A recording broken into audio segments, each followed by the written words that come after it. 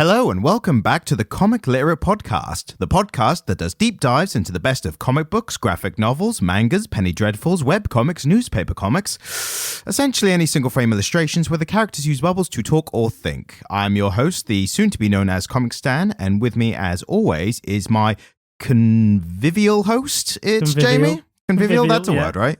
But convivial means sort of friendly, less than talkative. Yeah, but you're that as well. Not just one thing. I don't know, it's been Imagine a long day. a talkative person who wasn't friendly. How would that work? I'm thinking there's going to be one.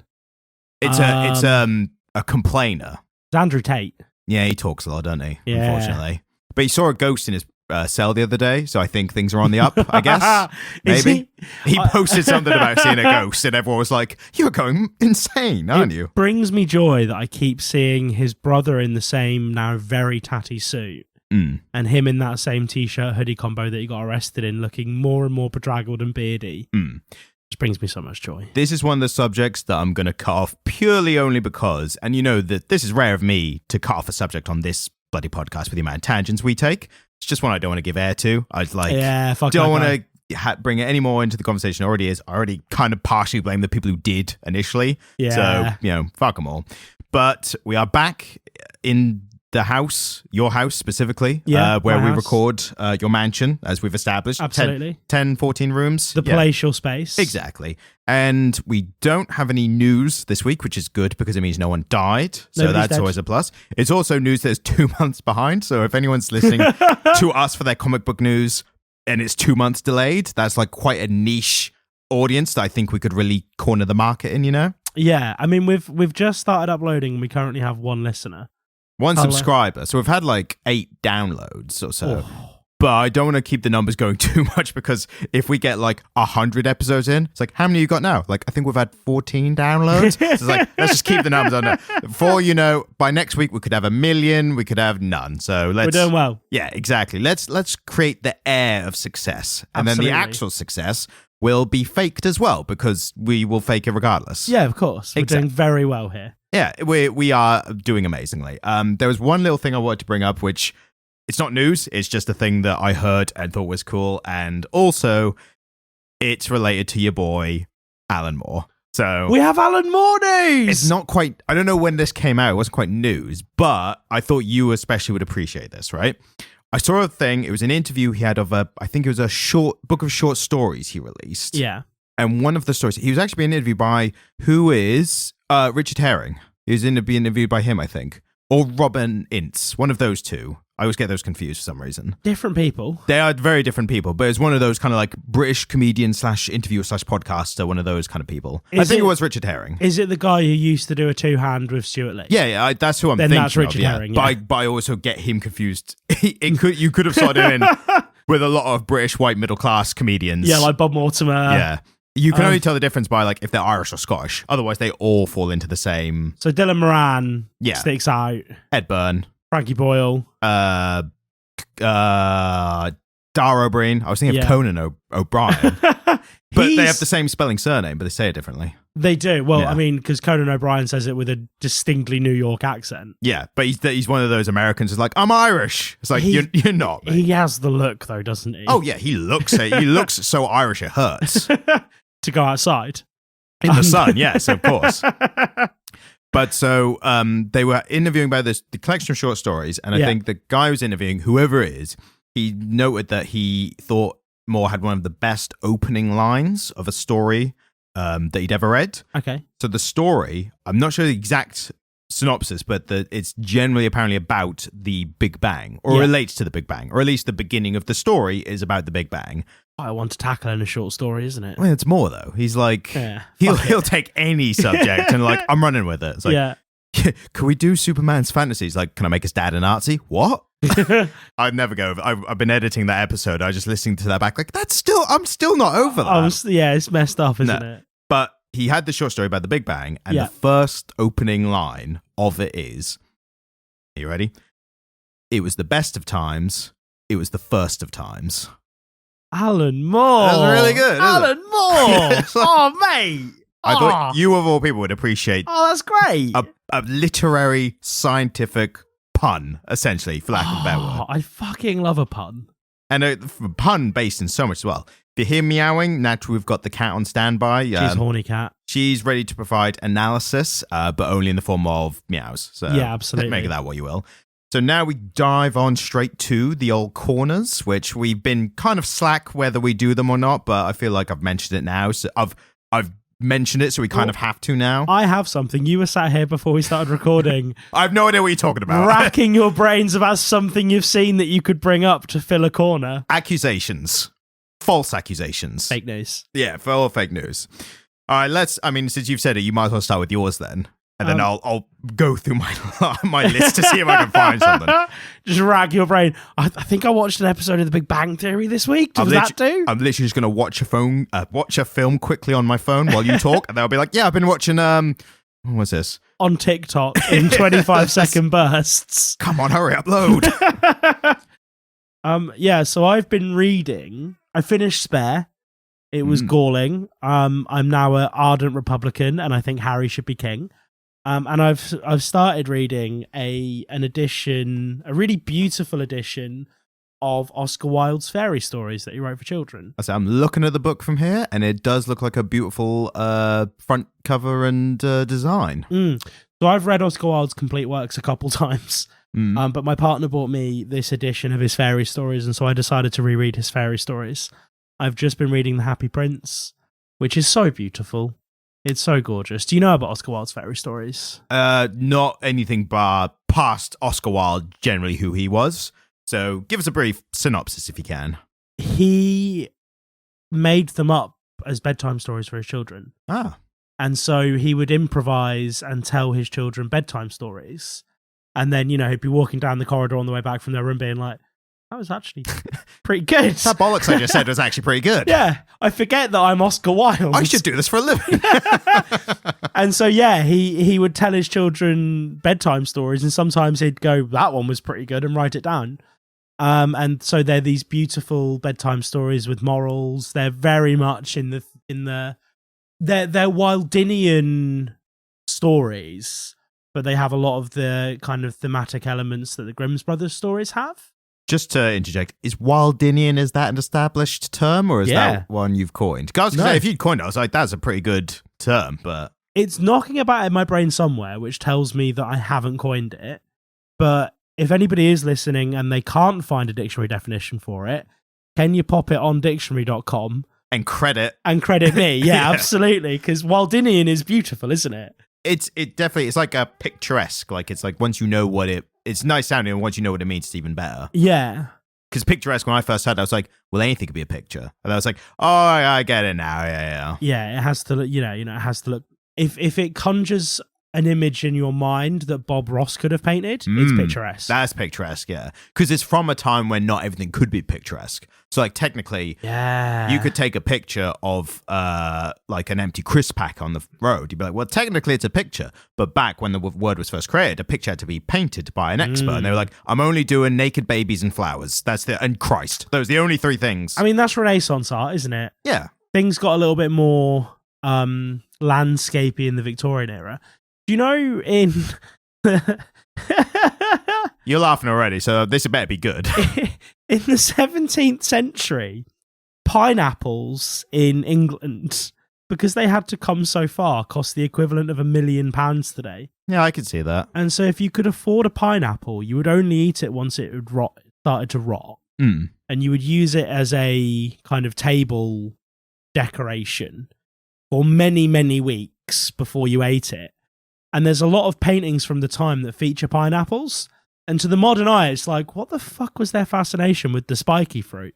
But of course, it was a sign of wealth. It was a display of wealth that not only could you afford £1 million to buy a piece of fruit, you could also afford to get somebody to paint it in the 3-week period before it went rotten and you ate it. This sounds kind of like a parable in the vein of NFTs. It's like, I'm buying it because it's expensive now, and it's going to increase in value. Oh no, it's rotten and died. Yeah, absolutely. I was going to eat it, and now it's poison. NFTs were great if you got in and out very promptly. Yeah. But I've stopped hearing about them. Yeah, it's, I mean, they'll probably come back in some kind of like, cyclical fashion where things become popular again, like Pogs or Beyblades, Be like, NFTs are back. I imagine if the metaverse ever takes off in a meaningful way, NFTs will become the artwork that you decorate your metaverse space with, and they'll become relevant. But that's the only instance in which I can see them. But they'll be like, there might be a market for them, but they've got to be cheaper. That's the thing. They can't be like, invest in it, it'll worth more and you can retire from. It's like, buy the picture, you put on your thing, and it's like 25 pence, and no one steals it because it's not worth barely anything. I think ostensibly, finger quotes, they will be decorations for the metaverse space. I think if they're gonna retain any value long term, it will be in the same way that physical art does, which is that it's really all just a big fucking tax write-off. Yes, and that's what it was to a degree as well. Like, it was a pump and dump and it was tax write-off, but even tax write-offs have to maintain their value to a degree, and the NFTs were way too volatile for that. Yeah, absolutely. And this is the thing with physical art. They've been doing it for 100 years now, where they will buy a piece of art for an extortionate sum of money, and then donate it. And that charitable donation is a tax write-off. Absolutely. And that's why the artists who paint these fucking dog shit pieces of work are normally family friends of the rich people who buy them. Yeah, absolutely. It's all a fucking scam, and we are exposing it right here, right now. And it's why artists like Banksy get really fucking upset when their work changes hands. Well, that's why he made the Shredder. Yeah, the Shredder. What a legend. That was so fun. Working class hero who is probably a billionaire. Well, it's interesting because he's not made and sold that many copies of his works. I mean, most of his really, really good stuff was painted on walls for free. And then someone managed to take it or keep it somehow. Yeah. Well, that was an interesting corner. Thank you. Are you done talking about Oscar Wilde? Is there any more you wanted to? I could talk about Oscar Wilde for longer than I can talk about our comic books, so I'd better stop. So at some point, we will find an Oscar Wilde-inspired comic, and we'll do that for an episode, and that'll be the Oscar Wilde episode. Because there must be, like, he's written books. One of them must have turned into or influenced a comic at some point, right? Well, he only ever wrote one novel. What was the novel? The Picture of Dorian Gray. That must be a comic. I mean, it was bloody... Well... The League of Gentlemen film. Yeah. It must be a comic somewhere. We'll find the modern retelling in comic form. And then he did a couple of plays, didn't he? I mean, I'm taking your word for it. You're the literature guy. Yeah, so plays are more close to literature than comic books. Yeah, so he did Lady Windermere's Fan, which is a farce. so glad you stopped at fan. I British mean, joke. I always used to get confused between Lady Windermere's Fan and Lady Chatterley's Lover. And I'd be sat in an English lecture like, did Lady Chatterley have a fan or a lover? I can't remember which way round it goes. The most middle-class question topic. That would kill in an English lecture at university. Oh, yeah. That's like that, like, it's funnier in Latin kind of excuse. If you were smarter, you'd be laughing right now. It's what you're essentially saying. So I appreciate it. Have you got a film? Have you got a film for us? I've got a TV show that I've watched a couple of episodes of, and it's an interesting one because it's not one I'm quite raving to. I mean, I've been watching Last of Us. I'm going to hold on to that until it's finished and done. See how the first series ends. We're 2 months late, so I'll keep it for then. But I did watch a couple of episodes of, and you'll appreciate this, a new show starring Jason Segel from How I Met Your Mother. You mentioned this last time. To you off air. Oh, yeah. I'm so sorry. It blurs together. I'm so sorry. This is why from now on, whenever we talk about anything that's possibly pop culture related, we just go, save it for the podcast. Yeah, absolutely. Don't talk about it now. Save it for later. It's the show I have spoken to you about before. It's called Shrinking, and it stars him as a shrink who basically the plot is his wife died and he's been on a bit of a tear. Basically, like the kind of person who would benefit from seeing a shrink, but he is himself the shrink. So he's not allowing people to help him. Yeah. But now he's getting too invested in his patients' lives. And it kind of skirts between whether it's corny feel good or like there's an underlying actual problem here. Yeah. And it's a balance where I'm almost like, I don't know if I want to keep watching or not. Because if it's just corny feel good, I've got no interest in that. Like, there's plenty of that. That's not for me. I don't want that. But then when it's in the corny feel good, so it's like, he's like reconnecting with his daughter who he emotionally abandoned during the grieving period. And he's like, yeah, she's like, yeah, you're not so bad. And he's like, oh, thanks, kid. And they're like, kind of, oh, yeah. And you think it's all going to go well. And then the music's playing, the acoustic indie music. And it's like, it's a real feel good moment. And then the music cuts because the ex-husband of a patient who he told to leave because he was emotionally abusive sees him from across the field and comes over and punches him in the face. Deservedly. And then his current patient, who is a veteran with PTSD, who is seeing him because he's getting into random fights with people on the street, then starts beating the shit out of the person who attacked him. And it's so messy. And the therapist, Jason Segel's character, is like, no, stop, don't, because he knows this guy will get in trouble again. So he's trying to stop him, but he can't because he's just seeing red. And so when it went from feel good corny to that, I was like, that's interesting.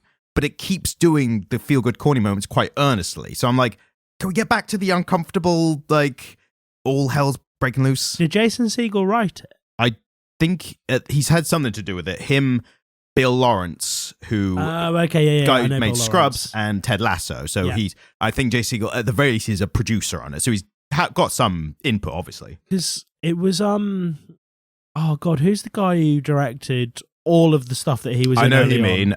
Freaks and Geeks. Yes. Judd Apatow once sat him down on the set of Freaks and Geeks and said, "You're a really weird dude. So the only way you're going to break it in Hollywood is if you write your own stuff." And he wrote Forgetting Sarah Marshall. Yep. Based on that advice. And so Jason Segel seems to star in a lot of things that he writes. Yeah. Because Judd Apatow, who to be clear was a bit of a dick to the young people. Yeah, no, there's a lot of reports of him being quite firm with the stars of Freaks and Geeks when they were on set. He had a vision and he wanted to get that vision onto the screen. And I think he was quite young at the time, so he hadn't really learnt the people skills necessary to get great performances out of people. So he was incredibly fucking direct with them. And so, it was... Because that sounds like really horrid advice, doesn't it? Well, but could be accurate as well. I mean, Hollywood is one of those places that has those tips and tricks that you keep hearing about later in interviews. Someone's like, I was told never to look left to the camera because I was ugly, so I never did that. Now I'm a millionaire. And things have worked out quite well for Jason Segel. Yeah, of course, exactly.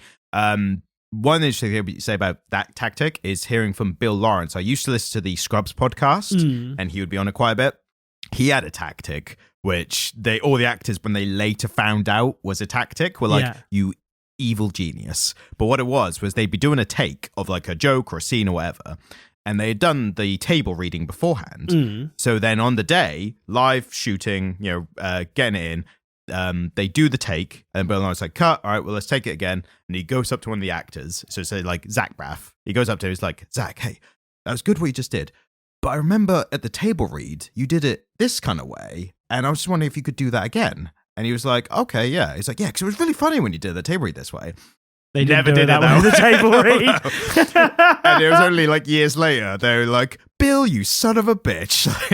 So that is a way to influence people, is to make them think your ideas are their ideas. Oh, of course, yeah. To ally what somebody wants, to ally somebody's desired outcome with an action that you want them to take is a really great way of influencing people. Yeah. So it makes sense. I imagine that guy had read How to Win Friends and Influence People. Possibly. He'd also worked on, what's it called? It was Michael J. Fox's TV show where he played mayor's assistant.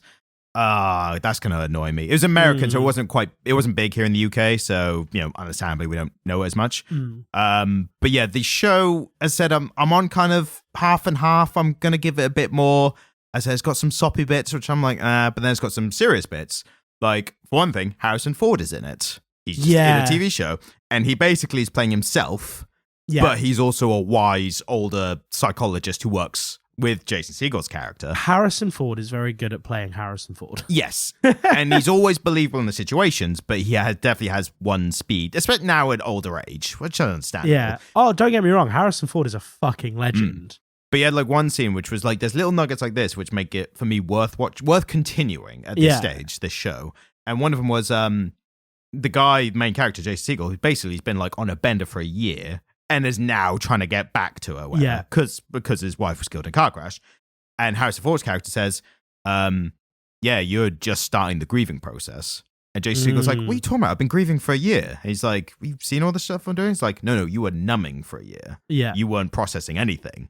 Like, now you're facing it, and it's going to get worse before it gets better. But these are the necessary steps to grieve. Yeah, so little things like that. I'm going to keep going. Maybe I'll report back at one point. I'll be like, either I finished it or I quit it or whatever. But we'll see how it goes. Okay. But it's interesting at the very least. And that's all you can really expect from bloody content, consuming content these days. As long as it's interesting and makes me think, I'll take that over great or horrendous. Yeah. The worst thing I think could be is boring. Even if it's not bad, boring is worse than bad. You don't like average, do you? No, because there's too much average. There's too much content just in general. So average just drops off the wayside. Like I've watched shows that people have recommended, like raved about, and I'm 10 minutes in, and I'm like, I'm literally not interested at all. This is like, bang average. And this is the moment when you should be hooking me. Yeah. TV and film, first 5 minutes, there are people talking about like, oh, you got to give it like half an hour to watch. Like their entire craft is to hook me into the story in 5 minutes. Have you seen Trolls 2? No, I haven't. No, it's fabulous. Really? No, it's awful. It's god awful. Oh, right. I think meant actually good, but no. Trolls 2 is a so bad it's good B movie. It was originally about goblins. It's set in a town called Nilbog, Goblin backwards. Right. They got halfway through the production cycle and just decided that they would make it a sequel to the Trolls film, despite the fact it is not a sequel to the Trolls film. Excellent. And this shit show goes on for about 2.5 hours. It's a long film. It's the same as like Plan 9 from Outer Space, which is an Ed Wood film. Yeah. Famous. So bad it's good. So bad it's and Glenn and Glenda. Yep. I like B movies. The Room. I don't know if you've Have you noticed. seen The Room? Have I seen The Room? It's awesome, isn't it? It's one of the best. I had a friendship group where whenever you went into their house. Oh, hi, Mark. Yeah. But it was because every time a new person came round, one of them would just subtly put The Room on and leave it playing. And so this new person would be like, what are we watching? And they're like, I don't know, just a film. Just a film I put on. And The Room would just be playing in the corner. Cheap, cheap, cheap, cheap, cheap, cheap. It was so funny to watch people. If anyone's not seen The Room, watch The Room. It's the Citizen Kane of bad films, literally. It is, isn't it? It's so bad it's good. And the guy who made it is never going to make anything anywhere even close. He's attempted. Yeah. Nothing's going to come close to that magic of gaining a lot of money over a short time, being much older than he says he is, visibly having plastic surgery, not admitting which country he's from, and then making a film that was the worst film in history, considered to be. Somebody did a biopic about him recently, didn't they? Yeah, it was the Franco brothers, James and Dave Franco. There we go. And James Franco is great as the guy, I can't remember his name. Dodgy stuff in the background with James Franco. So before anyone goes raving recommending, but he was good in the role. Like, that's undeniable. I mean, I don't think it was in the background. I think it was in his fucking DMs. Yep, probably, yeah. But the less said about it on here, the better. Yeah, absolutely. So what are we talking about this week, Ryan? Well, technically, we're doing a new series, a new title, but it's kind of also going to be a bit of a topic episode. It's a special interest topic for you, isn't it? It's definitely a special interest for me. I mean, we did Thor with the Mythology for Yourself last time, and this one, well, it kind of has to be about a specific title because it's a comic book series about pro wrestling, professional wrestling. Ryan? It's the title of the series, which I really like. It's called Do a Powerbomb. It makes me so happy. I think it's a great. It reminds me of the Do a Barrel Roll from wherever that game was. People are going to write in like, the game is called, I don't know, whatever. Star Fox, maybe one of those. Yeah. But so it's rare. There's rarely going to be a comic about pro wrestling. So this is the one time I get to talk about I almost say guilty pleasure only because it's the wider view, the wider perception of pro wrestling. Absolutely. Makes it feel like guilty pleasure. But in myself, I think it's a great thing. Like, it's just so much fun. In preparation for this, I watched some old pro wrestling specials. Wow, really? Yeah, absolutely. And I saw a sign. So this was from the 90s before they made people sanitize the signs. Right. Before they kind of, vetted the signs that came in. The signs that the people in the crowd or the audience hold at the event. So this would have been just after it transitioned from being WWF to WWE. Yep, get the F out. Absolutely. And there was a sign at the back that said, "Look, Mum, I'm white trash." And it made me so happy. There was also Vince McMahon was in one of the scenes. And he walked through the audience past a sign that said Vince McMahon is juicing. And I was like, yeah, that's so funny. Whereas these days, these days in the promotion I watch, there was a sign back and forth battle. So the live wrestling, they tour like city to city and hold a weekly episode, normally 52 weeks a year. And there was a sign battle based on video games. So it started when someone brought a sign that said Final Fantasy VII is the best in the series. Yeah. And then someone else was like, Persona 5 is the best Final Fantasy game, which is not even in the series. So it's even like worse. Like the best Final Fantasy game is not a Final Fantasy game. And it just went back and forth like that. People like GameCube is the best console, like stuff like that. I've heard Persona 5 is actually pretty good. It's awesome. It's a JRPG. It's pretty great. I'm going to reference it later in here. You'll see what I mean. Personally, I think Dragon Quest VIII is the best JRPG. But not played it myself, but it's cel-shaded and beautiful. Wow, fair enough. The guy who did the art is the same guy who drew the original Dragon Ball comic. Oh, fair. Well, that's one we got to do at some point down the line, because that's going to be interesting. And interestingly, this title described as by the website as The Wrestler Meets Dragon Ball. What do you think about that as a comparison? Yes. Agreed. Yeah, I suppose. Podcast ended. Well, can we just jump straight into Spoilerville? Should we? Because if someone's listening to this right now, they think this comic sounds interesting, but I want to hear a little more to tip me over into reading, but without the spoilers. So makes it really difficult to talk about something. Well, because you've asked me if I see the Dragon Ball connection. All right. And I do for a really clear reason. Can you put a pin in it? Okay, yeah, I can. But a mental pin, or do you want me to make a note of it and we'll cut it out? Yeah, absolutely. Yeah. All right, hang on. Okay, secret note made for later. Fun. Yeah, I mean, note-taking and general administration. The mum dies. I think you'll find is very fun. The mum dies at the beginning, so we're good on that. I'm so sorry. I'm feeling really disruptive. I mean, is it the ADHD? Is it kicking in? No. No, just your normal run-of-the-mill. I'm just in a bad mood. Right, so panic averted, nothing to worry about. Technical issue, let's call it. Oh, we'll just cut all this out. We'll just pretend it never happened. Yeah, then people are going to be like, what are they talking about? Don't worry about it. Anyway, fine. So I, up top, loved this comic. I thought it was amazing. You? But I wonder why. We briefly spoke about it on the Messenger, and I was not surprised, but slightly like, he wasn't as fond of it as I was. That was while you were kind of mid-reading it. And then I think you were a little more favourable towards the end. I enjoyed it. So there were two big revelations in the first two issues, and I called both of them in the air. Right, fair enough. Well, if we go kind of along in a all kind of linear.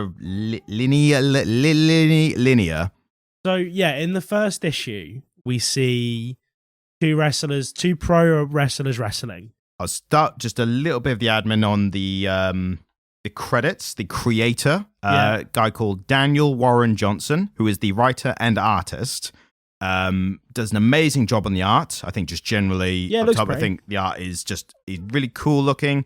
It's like comic, like what's like the kind of grittier looking comic, but it also got a playfulness as well. Because you hugged it to like some of Garth Ennis's series, like The Punisher and Preacher. Yeah, so it had that grubby look like The Preacher. Do you know what? There were moments where it really reminded me of Preacher. And then there was a moment, there's that incredible panel in Why the Last Man, where you cut to the Sydney Opera House, which has been turned into a shooting gallery. And it's this big opulent space that's been made to look really grubby. And there was a grubbiness to a lot of the rooms and the cityscapes in this. Whatever he'd done to the art had made them look and feel dirty in some way. And I found that really enjoyable because it lent a slightly darker edge to what could have been a really camp story. Yeah. And I think as well that I agree with everything you say. I think there's also an element of, I said, upbeat playfulness alongside the grubbiness. Yeah. When like down the line, there's bloody orangutan pro wrestlers, like things like that. Oh, so we're allowed to spoil the orangutans.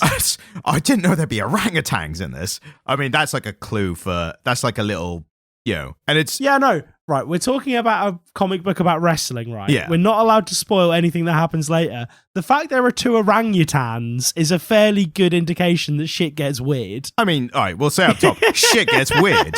Much weirder than I thought it would. It got really weird, didn't it?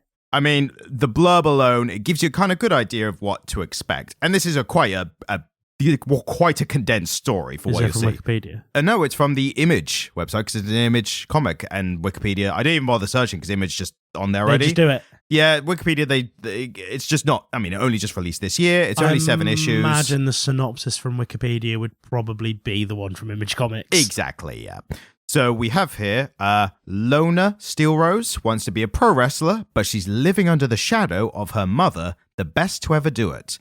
Everything changes when a wrestling-obsessed necromancer asks her to join the grandest pro wrestling tournament of all time, which is also the most dangerous. It's the wrestler meets Dragon Ball Z in a tale where the competitor gets more than they ever bargained for. And it's the creator of Murder Falcon and Wonder Woman Dead Earth. Murder Falcon, apparently, the writer-artist described as his love of heavy metal in a comic, and now doing his love of pro wrestling in a comic. So, starting off from the first issue, how did you feel in terms of not knowing as much as what would be a pro wrestling fan's level of knowledge in this? Was there any parts, was it confusing at all, or did you just get it immediately? Was it all just contextual and easy to understand? Yeah, it made sense. I mean, so obviously from having a few wrestling fans in my life, I knew about certain things that had happened in pro wrestling that this was kind of calling attention to. Like the Montreal Screwjob. The idea of people dying in the ring and that kind of stuff. Was there screw jobs in this, would you say? People getting cheated out? Wasn't the Montreal Screwjob where someone died in the ring? No, so the Montreal Screwjob was someone got cheated out of the winning the title. Who was the guy who died in the ring? There's been a couple. So I was going to state, the one who died in the ring, or was close to in the ring, there's one major North American one. I say one. There's the most well-known North American one was a guy called Owen Hart. Because his son now is a big deal in AEW, isn't he? No, there's a few like that. So Owen Hart, I don't know about sons or anything. His brother was Bret Hart, who's considered one of the greatest of all time. Okay, yeah. Owen Hart was really good as well. He tragically passed in. He was coming down into the ring on like a on a, what do you call it, like a zip line, yeah. And unfortunately, the zip line just snapped off midway, and he just fell from a great height and basically died on impact. But WWE didn't stop the event, did they? They kept that shit running. They kept the show going after someone died live on air, which is brutal, pretty horrible. Yes, but no, I found it relatively easy to follow. There was one other death which is very interesting. It's a guy who is considered one of the pillars of Japanese wrestling. Yeah. I'm almost certain it's Misawa. I think that's the one's name of the 4. He would take in the Japanese pro wrestling, which this comic is heavily inspired by, is a lot just harder hitting and strong style, they call it. Yeah, strong style is where they beat the piss out of each other. All still predetermined, which is the preferred term that pro wrestling fans use, but it's still all predetermined, it's all scripted, and it's all agreed upon. But the Japanese style, especially the strong style, is they're like, I'm going to hit you as hard as I physically can, and you're going to do the same back to me, and we're going to do this match. But it also involved taking a lot of what they call dangerous bumps. Now, a bump is any kind of hitting the mat or being thrown or any kind of falling over, anything like that. A dangerous bump, what they were doing a lot is they were doing what's called neck bumps, which is basically falling on kind of like the lower part of your neck, so where the neck meets your back. And it looks bad when you were taking it, if you fall in what's called like a German suplex. So that's, you hit the ground at that point. It looks like you're falling on your neck. But what you're actually doing, what the wrestler's actually doing, is rolling through it. They're tucking their neck and rolling back, aren't exactly. they? So it looks like they impact the mat at their neck, but they hit and roll, and the neck never takes like the majority of the bump. Some in Japanese wrestling, they were pretty much taking it on the neck. They were just falling on their necks. They also have a style of neck strengthening where you've told me about this. So what they do is, or what I've seen, is basically they'll get into a crab position. So if anyone knows, you're on your hands and feet with your stomach facing up in the air. Yeah. So you're kind of arched over in the crab position. And then what they would do is then they would, instead of their hands, it would be their head as the point that touches the floor. And with their arms, they would then get a barbell with weights on it and do presses with the barbell while holding themselves up by their neck. Yeah. So they would do these to build up strength in the neck, so that if something happens, the neck muscle literally holds them together. I've seen one instance of a Japanese wrestler, who landed in a way where basically his head hit the ring where his body didn't. Ooh. And I'm almost certain he's absolutely fine now, miraculously. And he accredits the neck muscles to saving his life. His massive traps. Yeah, and I think I showed you the guy. His traps were huge. Yeah. And instantly, that guy, Kota Ibushi, is credited by the writer as having a match with another wrestler called Tomohiro Ishii, and it was their match that made him fall in love with pro wrestling. Their match in a G1 climax. Okay. Yeah, because it was interesting to me that it was so reliant on Japanese wrestling, because I'm familiar with Japanese wrestling because I talk to you about wrestling. You're a wrestling fan, we talk about it. Yeah. And I've watched a couple of Japanese matches, and I kind of know the differences now. But you'd think if you were making a comic book about wrestling for a non-wrestling audience, you would just set it as firmly in WWE as you could, so that it was as familiar to as many people as possible. So I think it's really interesting that he said it in the Japanese scene. Japanese and Mexican, so definitely some lucha, heavy lucha inspirations as well for one of the characters. Yeah, and just a lot of the moves and stuff, and the type of arenas, that's very Japanese and Mexican, because they're just bigger considered sports over there. Sports not because it's actual competition, but just because of the athleticism required by people to do it. Before I forget as well, the Japanese wrestler who died. So this is a big anecdote. So the guy, pretty sure it was Masawa, and what happened was he was taking these neck bumps night after night after night, and just all the time. And a lot of people were like, you guys need to bloody take it easy on those, because someone's going to get seriously hurt at some point. It got to the point where he was taking what's called a back suplex. So someone literally lifts him up and just drops him on his back. And that's the problem is, things that were meant to just be back bumps, they were turning into neck bumps to just make it look more dangerous, so they could, get more people and get more money. He took a back bump, turned into a neck bump, so fell just slightly harder.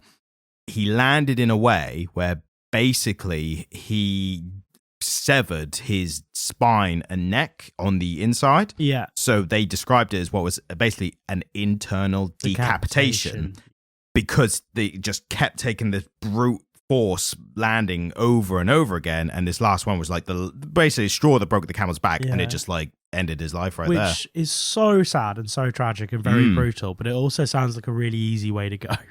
I mean, hopefully it was painless. We hope. You'd expect it would be, wouldn't you? But that's so tragic. Yeah, and there was a realization afterwards of right, we can't keep doing this.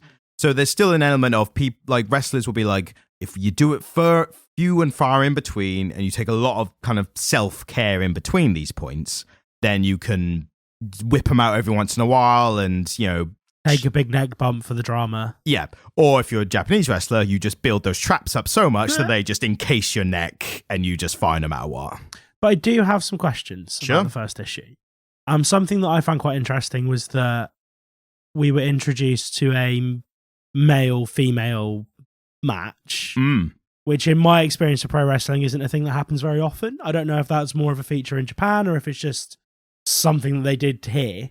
So it varies from country to country and also promotion to promotion. Yeah. So generally North American. So if we think of the biggest countries and to consider are North America, so that includes America, Canada, Mexico. I know it's technically north of the continent, but it's its own thing. It's in South America, isn't it? Yeah. North American, Mexican, and Japanese. Yeah. Mexican, I don't know if it's changed over time or if they were different before, but currently today, don't give a shit who you are, what you are. Everyone's in it. Everyone can do whatever. They're very lax on the rules. They really don't give a shit about title lineages or anything like that. Okay. They're very kind of he won the title. Oh no, he's won the title. Oh, he's won. It doesn't matter. And same with kind of intergender wrestling. They're just like, they're one of the few that have intergender tag team champions. And that's just like free for all, everyone fucking, like men and women, they're all wrestling each other. It's an interesting thing. Japan is different. Their biggest promotion called New Japan, who is inspiring this comic, they have separate promotions entirely. So they do not mix genders. They don't, but they've started to only in the last year. And that's because of a whole thing of signing a very well-known North American women's wrestler who was former WWE, who was known as Sasha Banks. She's just been picked up by New Japan under her new name, Mercedes Moné. And the reason they picked her up was because she was on The Mandalorian. Yeah. So she's extremely well-known. And and she's a big fan of Japanese wrestling, men's and women's. And New Japan were like, we're the biggest company. We will give you the most money.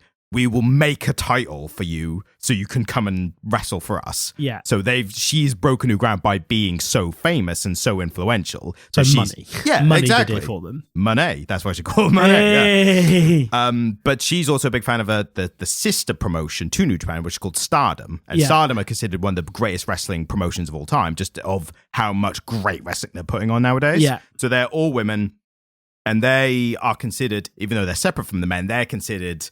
The matches they put on are as intense, as gripping, as athletically demanding, and just generally as great as the men's.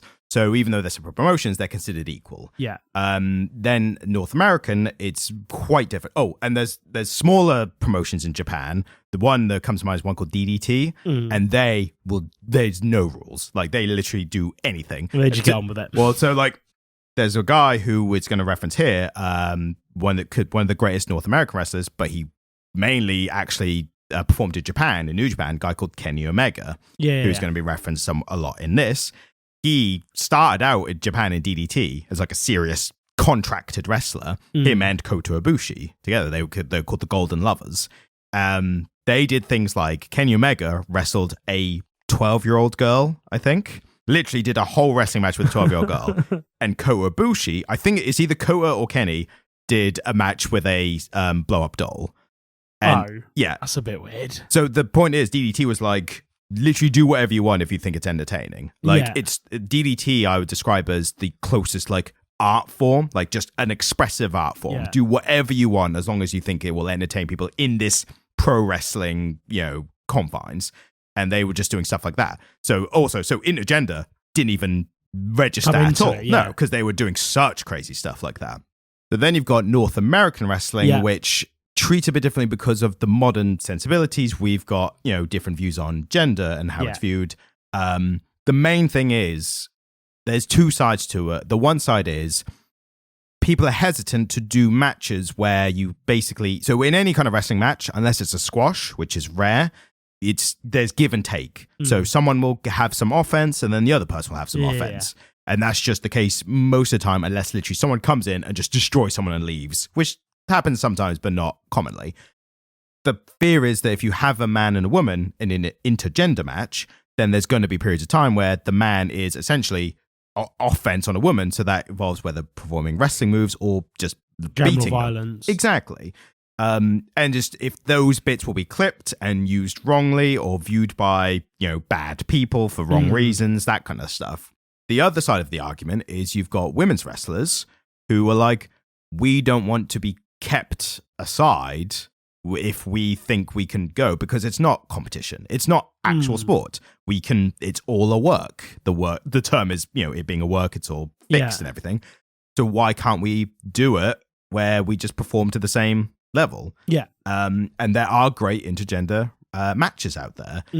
One I'm particularly a fan of took place on the Indies, and it's a guy called Swerve Strickland who faced against her name is now, she used to be called Ember Moon. She's now called Athena. And they had an intergender and they had an intergender match, which was very hard hitting. They did not hold back with each other, and she lost in the end. The guy played the bad guy, the heel, and it was done tastefully. So where, she was treated like a genuine competitor. And there is still that feeling of what's going to happen with this footage afterwards and all that. Yeah, I can understand. I hadn't really considered that, but I can understand that. There's both sides, and there's also an element of the fear that women might be pushed pushed to do intergender matches if they don't want to or they don't feel up to it.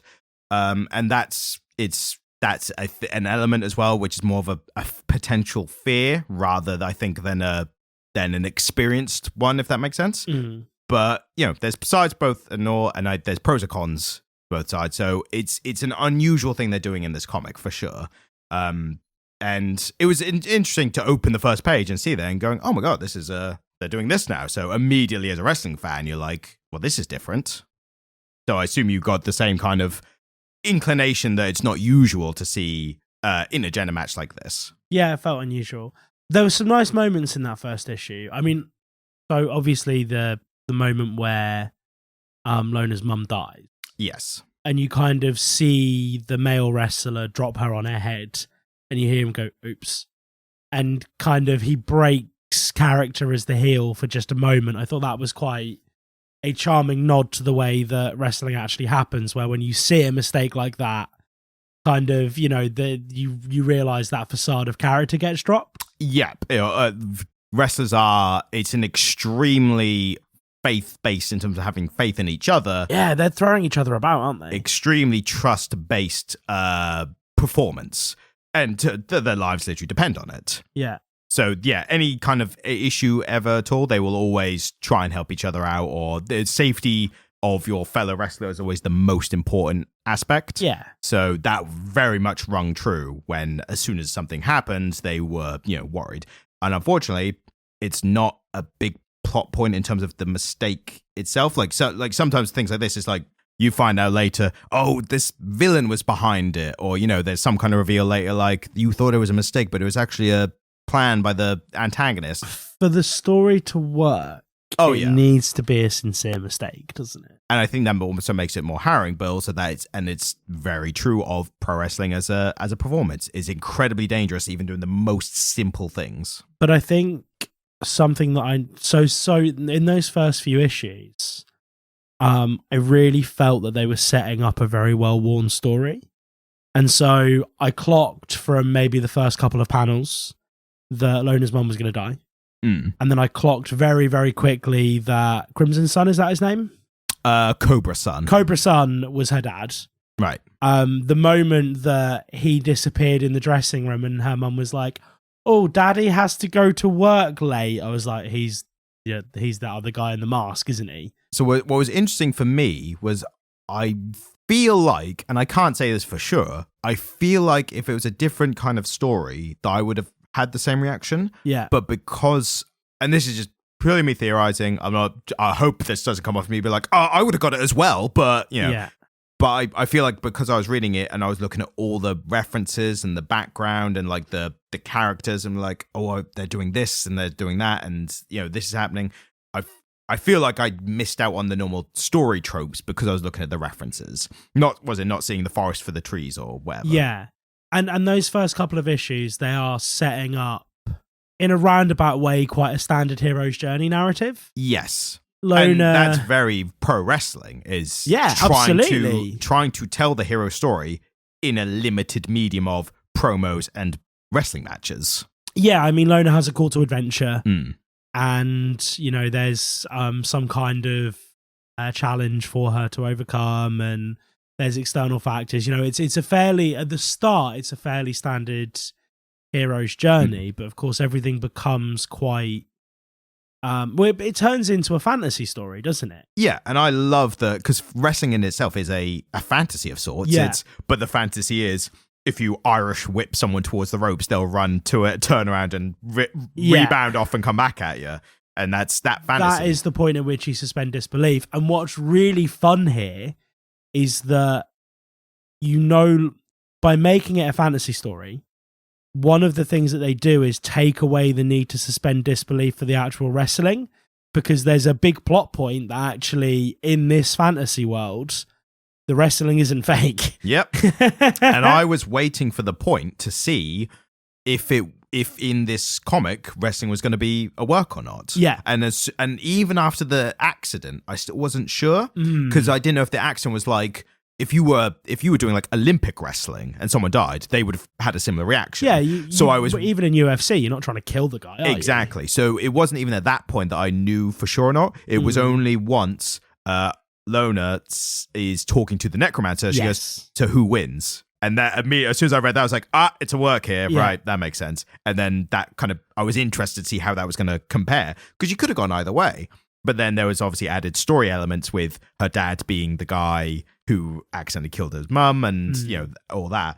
The first issue I thought had great energy for the champion coming out and like being cheered by the crowd. Yeah. As someone who's seen this many times in actual live footage or live action, wrestling, to see it captured in a comic and how well they did it. But I don't know if that's just me having the relevant experience and then they bring it out of me. So how did you feel when Iona, the mum? Lona, Iona. Yeah. I can't tell because of the font. Yeah. When the mum comes out and she's the champion, she's holding the belt and she's coming out and everyone's cheering. Did you get a kind of sense of that at all? No, I was nonplussed. Okay. That's But again, at that point, I was prepared to not enjoy it. You were going in with I'll get through this. Yeah, no, I was seeing these story beats and I was kind of like seeing her interact with her daughter and the dad bugger off backstage, and I'm like, right, so they're both in that ring, one of them's gonna die, reckon it's the mum. Right. It was kind of like, I was kind of like, I'm when you're able to predict a story, it kind of spoils it for you. Yeah. I spoiled it for myself by predicting it. And so at that point, I was still just kind of going through the motions with it. It wasn't until Lona met the necromancer that I was like, oh, this is cool. This is interesting. And I suppose spoiling just what is essentially set up for yourself is not as bad. And like, it's a thing we've talked about before with originally coming back to Ice Cream Man. It's I was about to say, giving you the tropes quite quickly, and then when it gets to the weird stuff, it's so that we could do the tropes quickly to get to the weird stuff. Yeah, and they were the whole thing bounced along at a really, really good pace. And just fun. Like, I was having fun while reading it. Yeah. But that's because I'm like, they're doing a move. They're doing that. Like, And it is quite liberal with the wrestling stuff. Yes. I saw, I think if I knew more about the nuances of the different types of suplex, for instance. Yeah, I was getting a lot of that. Yeah, absolutely. And I was seeing it, but of course I wasn't comprehending it. I think what is nice to know is that actually not having a profound understanding of wrestling didn't affect it for me. Right. So I know a bit. So when what was his name again? Cobra Sun. Yep. Was talking to Blood, his brother-in-law. Yeah. About their reasoning for never having told Lona about his true identity. And he said, "Oh, well, I was a heel. I understand that." And that, I was able to decode that and make a lot of sense out of it quite quickly.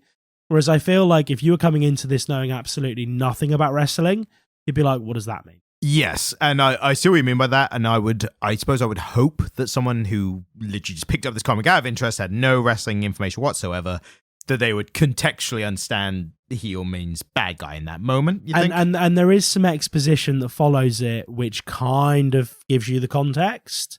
And so I feel as though you could go into this with no wrestling knowledge at all, like absolute baseline, never seen a pro wrestling match. Yeah. And it would teach you everything that it needed to for you to make sense of what was going on. And that was the only moment that I was like, oh, a piece of pro wrestling knowledge that I have has come in handy here. Yeah. What's interesting is we talk about it being like starting off like a generic story.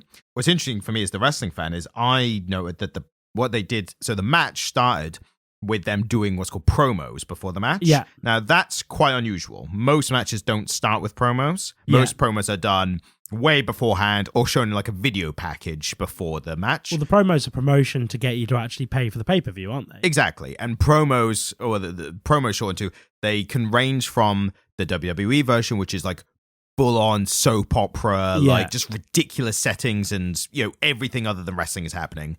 The promotion I follow, AEW, is kind of between that and then the other end. And then the other end is like Japanese, which is press conferences and people just like standing in front of a press room being like promote their opponent and how they're going to beat the them. same way it happens in boxing and UFC. Yes, and it's varying levels of storytelling types. Like obviously WWE version are very liberal, and they are described as storytelling with a backdrop of wrestling. And then AEW is described, the other North American promotion, is described as wrestling with story backdrops. Yeah. So like depending the different focuses on what is more important. WWE watches like a soap opera, doesn't it? Exactly. And most pro wrestling is soap opera to an extent. Like there's still like, those kind of basic storytelling, basic tensions and goals and heroes' journeys and things like that. But it's how you tell it and how much you do it in the promos versus how much you do it in the wrestling match itself. Yeah. But what's interesting is the types of promos they gave, I would say, are the most bare bones, generic babyface heel promos. So the mother, her babyface promo is literally like, I fight for you, the fans. Yeah. And Cobra sounds literally like, I hate each and any one of you. And if you're a wrestling fan, you know that each and any one of you is a criticism of WWE. Because for a long time, any of their people turn heel, they just immediately change their entire personality and they go, you cheered for me, but I hate each and every one of you fans. Right, like that kind of trope. So they were very, like, you could take those scripts and give them to any babyface heel wrestling match, and they would make that work. The good stuff is when they become character-driven and character-personalized promos. Yeah. And it's about, like, the story they've been building, and it's not just generic, I hate you because I'm the champion and you're the challenger. Like, it becomes, like, infusing the characters with the story and, all that stuff. So do you feel it was a good storytelling idea for him to use a really, really, really basic format? Just to kind of basically just so the formality of there was a promo, there was a match. Yeah, of course. You're crossing, for the people who know about the stuff, you're just kind of signposting like the same thing with you were saying about the generic storytelling tropes. So it's the same thing as a wrestling fan. You go, all right, babyface, heel, bam, got it, good. For yourself, you wouldn't notice that being the trope. But you would be like, these wrestlers are talking to each other before match, but you're already clocking onto the mother's probably going to die and the bad guy's the dad. And, so it's different forms of using tropes to quickly get through story, but in two different dimensions. One, the traditional storytelling, and the other, pro wrestling. Yeah. So that's a kind of interesting that they're doing both versions of at the same time. Yeah, of trope storytelling. So we've talked about the comparison to Preacher a lot. Mm. And I think the Irish fellow in Preacher, the heroin addict. Cassidy? Yes. The vampire. Yeah. The necromancer really reminded me of Cassidy. Yeah, both definitely. in the visual language that was used and just in his attitudes. He's kind of this very, very much like a being who's kind of laissez-faire because they don't have no worries or fears. Yeah, absolutely. He's sort of, he crapped out of world domination and he's just spent a few hundred years watching telly and he's absorbed a bunch of pro wrestling and he's decided this is what I'm doing. And Cassidy's kind of the same, isn't he? He bumbled through the 60s and he bumbled through the 70s and then he met the main character of Preacher in like the 90s. Yeah. And he just kind of bumbles about knowing that there's very little consequence for him. Oh, there's something interesting going on here, so I'll follow these guys. Yeah. Yeah. That's necromancy, yeah. Yeah, and so there was I drew that comparison really early on, and I don't know if it informed the decisions I was making about the character and the way I was thinking about the character too much. I quite liked him. Yeah, and he's kind of slightly antagonistic, but not quite an antagonist, if that makes sense. Yeah, well, yeah, he's not an antagonist, but because of the revelations we have about his past, he's a bit of a dick. No, a bad dude, yeah. He started a big old war on the planet he's from. And wasn't even defeated, but came to a draw and then was exiled. So it's like, they couldn't kill me, but they exiled me. It's like, you're probably a pretty bad dude if they tried killing you first and that failed. So, understandable.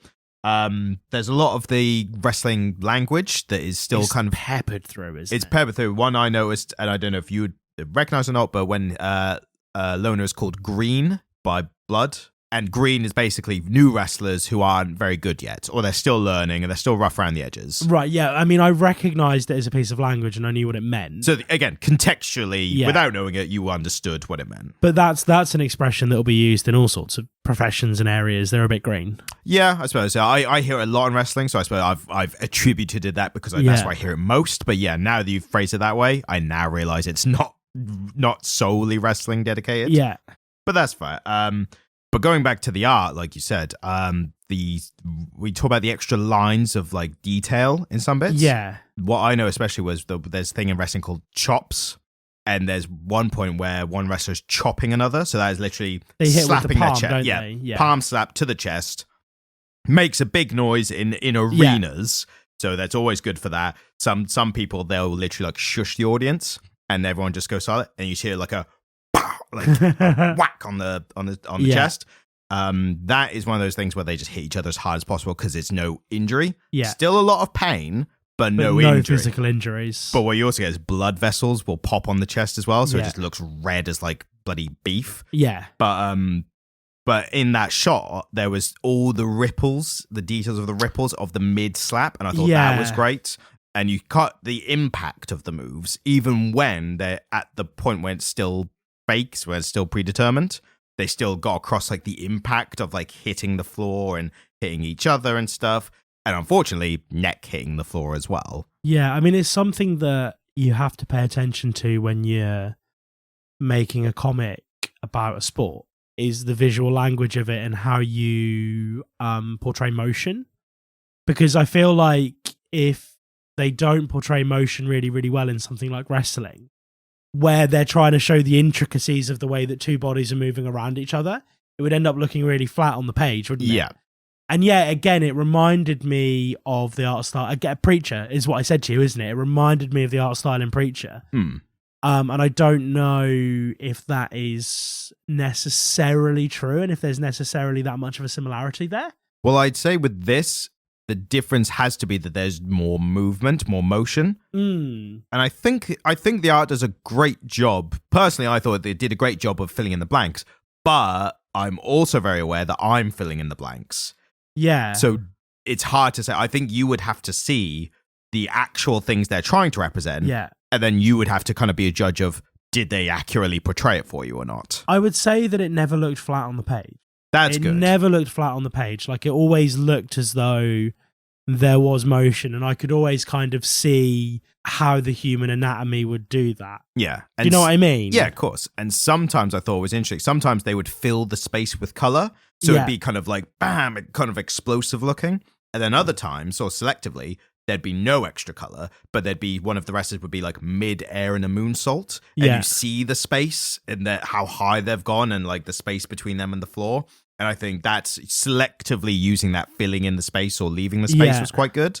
And there was a nice distinction sometimes between what was happening in the ring and then what was happening away from what the camera would view. Yes, exactly. Right? And kind of, it's like when you watch a behind-the-scenes documentary about a band that you like and you see their stage setup, and it's this like beautiful, really elaborate stage setup that's there to provide a show for people. And then you see the footage of them in the green room and it's kind of grubby. Yeah. And there's a bowl of kind of half browning fruit. All brown M&Ms. Yeah, absolutely. And you kind of see that. And I felt like I was getting that experience of like, I'm seeing the forward-facing elements of wrestling and I'm also kind of seeing what these people are experiencing out of the ring. And that was quite nice. But and that wasn't like a feature of the comic. It was just a way in which I was able to suspend my disbelief. Yeah. That I was seeing this very colourful neon camp stuff happening on the ring. And then away from the ring, it was all a bit brown and sepia toned and grubby. And I suppose that I think adds dimension to the characters. Yeah. Because you experience their experience of the wrestling business by having these high octane shows where in front of crowds and you're doing insane stuff. And then it's like back in the locker room, you're counting the money you've just been paid and your stuff's in the duffel bag. Like the highs and lows of the business. Cobra Sun and his props, his big bat, his baseball bat in his chair. And well, speaking of that, segue nicely. Yeah. Cobra Sun is from Canada which is great because Canada is one of those countries, kind of like England, where they're not a wrestling hub in themselves, but we've had some of the greatest of all time come from here. So Canada specifically has had Bret and Owen Hart, who were Bret Hitman Hart, one of the best of all time. Also got Chris Jericho, who some people might know from the Attitude Era, the Rock Stone Cold kind of era. He's referred to as the David Bowie of the wrestling world because he reinvents himself. He's got like different personas. He's been known as the Ayatollah of Rock and Roller. He's been Y2J. He's been the List. He hold of the List. So he would like, people would piss him off. It's like, you know what? And the crowd like knows what's coming, and he like takes out his list and like pen. He's like, "You just made the list," and he just writes their name on. And people are like, "I don't know what that means. Nothing's happened to anyone who's been put on the list, but they're on the list." But all right. And it's referencing a lot in this comic the famous and considered greatest of all time, Kenny Omega. He's from Manitoba, Canada, specifically where Jericho's from as well. Right. So it's interesting they put Cobra Sun as Canadian as well. That's like a fun thing in American wrestling where they're like, oh, he's Canadian, because there's a bunch of great Canadian wrestlers. It kind of put me in mind of The Rock a little bit. And you're going to have to follow me along for this for a minute. Sure. But it's like, obviously, North American wrestling, it's a cultural phenomenon that didn't really originate in North America. Because wrestling is more of a thing in Mexico and the Polynesian Islands where, historically for a long, long time there's been wrestling.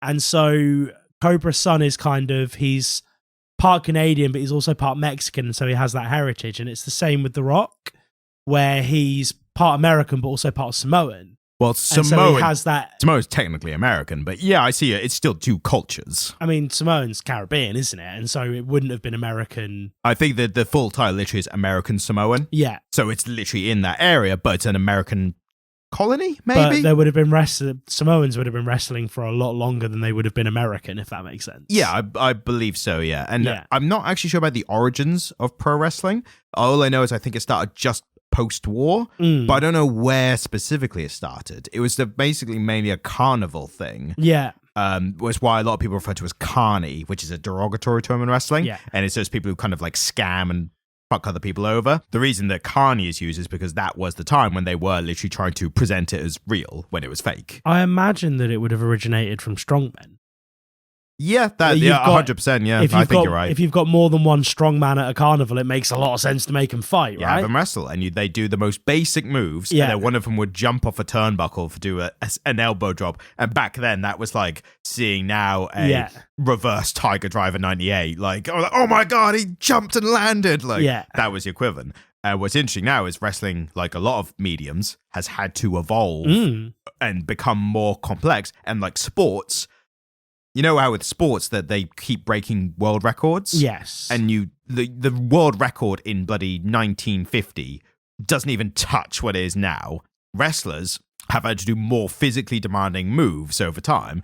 And that's more longer matches and everything as well. So that physical requirements has become so much more over time where they've become more athletes, whereas the wrestlers from like the 50s, like, I mean, bloody look at Hulk Hogan at any point during his career. Guy was never an athlete. He was big, he had muscles, he was never an athlete. And you watch it happen in sports, and there's these different watershed moments for different sports, isn't there? Yeah.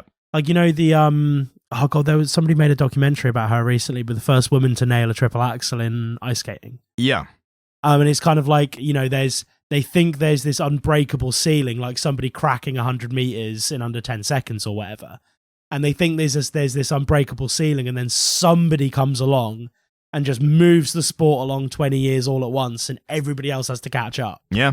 The strictest measurement of that for wrestling is, for a long time, what was considered a impressive move was called a 630. 630 is jumping off the turnbuckle, and you literally just do a forward roll. Yeah. But like if you do it to 630, you have to go 360, and then you have to go more ahead to land on your back. So you've done a full rotation plus a bit to land face down.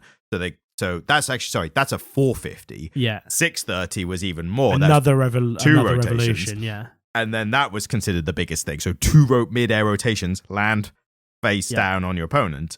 And then like the last 10 years, someone started doing a 720. Yeah, of course. And of course. And that's even only another half rotation landing on your back. But that's like the exact same thing. It's like, bloody hell, now we've got to do 720s now. Like, Jesus Christ. It's like Eddie Hall and Hafthor Bjornsson with the deadlifts, isn't it? Yes, exactly. One of them did 500 kilo and the other one went, I'll do 501.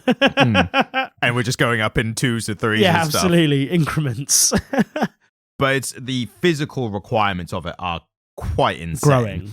Growing. What did you think of the character punishing themselves, the character punishing themselves for the guilt they feel by doing what's called death matches? Yeah, well and again, that's that point where you already know that he is the reason that his wife is dead. I mean, to be fair, I still didn't by this point because I'm still looking at all the references. Well, this is the thing. So I saw him leave the locker room and I was like, okay, that's a bit weird. Why have they written that in? That doesn't make any... Like, that doesn't... It just felt like it's information that's given for a reason. Yeah, absolutely. And then this male wrestler turns up and he's wrestling and I'm like, is that why he just left? And then I saw that same guy doing death matches and I was like, yeah, he definitely killed his wife. Like, that's absolutely what's happened here. Yeah, I mean, I think it makes sense, doesn't it? I think that's an interesting combination of tropes where you've got the character punishing themselves. Normally it's something like alcoholism, or maybe they're doing, sometimes it's like cage fighting or street fighting, or they're putting themselves through some physicality to inflict pain because they think they deserve it because of their guilt. And I think that combining that, there's a trope in wrestling started by a guy called Terry Funk. Yeah. And Terry Funk was a guy he was a wrestler during like the Hogan era. Yeah. And he was kind of up there with the big ones, but he wasn't, as far as I know, and I might be wrong about this, he didn't draw the fame to himself. He was there among them, but he wasn't quite like, no one was like, oh my God, Terry Funk's there. But he could do their level. Yeah. And then he realized, I don't really have anything to keep going with this. Like, all these guys are retiring. I can't match physically with the new generation. Like, I can't do what they do. So he started doing death matches in Japan. And literally he was like, bloody hit me in the head with a light bulb, with a light tube, and like stab me in the chest with the glass. Yeah. So he's like, I can do this. I can't do the stamina of anything else, but I'll take the pain. And he had a second career into his 80s, I think, almost. I think what interested me most about it, and it's kind of serendipitous that you talked about that Jason Segel show, because what it did is prolong his grief. And actually what we see is him, through the tag team with his daughter and through what happens, actually start to process his grief in a meaningful way. And so I feel like actually he was using the pain. He was kind of holding himself in a state of stasis with all the pain that he was enduring and not processing his grief properly. Yeah, he was literally distracting himself from the emotional pain by flooding his senses with physical pain. And isn't that just such a common thing that people do? And I thought they took like this aspect of wrestling, the deathmatch wrestling. I thought they used that as a good story trope for it.